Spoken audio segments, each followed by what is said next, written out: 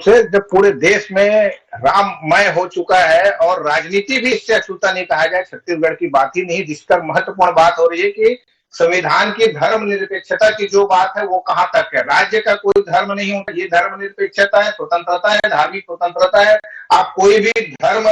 धारण कर सकते हैं, उसका पालन कर सकते हैं। लेकिन अभी जो आ रहा है कि जनता क्या चाह रही है, जनता को ये क्या है, क्या ये हिंदू राष्ट्र की नींव रखी जा रही है राम मंदिर के माध्यम से, ये एक बड़ा सवाल है। क्योंकि अब भाजपा भले राजनीतिक दल है, लेकिन आरएसएस भी जो तमाम संगठन है उनका उद्देश्य धार्मिक ही रहा है, कहा जा सकता है। और 1528 से लेकर के आज जो 2023 की बात कर रहे हैं, तो इस बीच में जो संघर्ष का इतिहास रहा है उसमें 19 स्वतंत्रता के बाद से लेकर के निश्चित रूप से कांग्रेस की सरकार रही है। चाहे 1949 में ताला लगाने की बात हो, चाहे 1986 में ताला खोलने की बात हो, या 6 दिसंबर 1992 को जब ढांचा गिराया गया तब की बात हो। तो उस समय ज्ञान थी, जब मुख्यमंत्री थे नरसिम्हा राव, प्रधानमंत्री थे, उसके बाद से उत्तर प्रदेश की राजनीति को आप देखिए, कांग्रेस लौटकर नहीं आ पाई है। तो ये राजनीति में जब जनता, लोकतंत्र में जनता महत्वपूर्ण होता है, जनता के मतों से सरकार बनती है,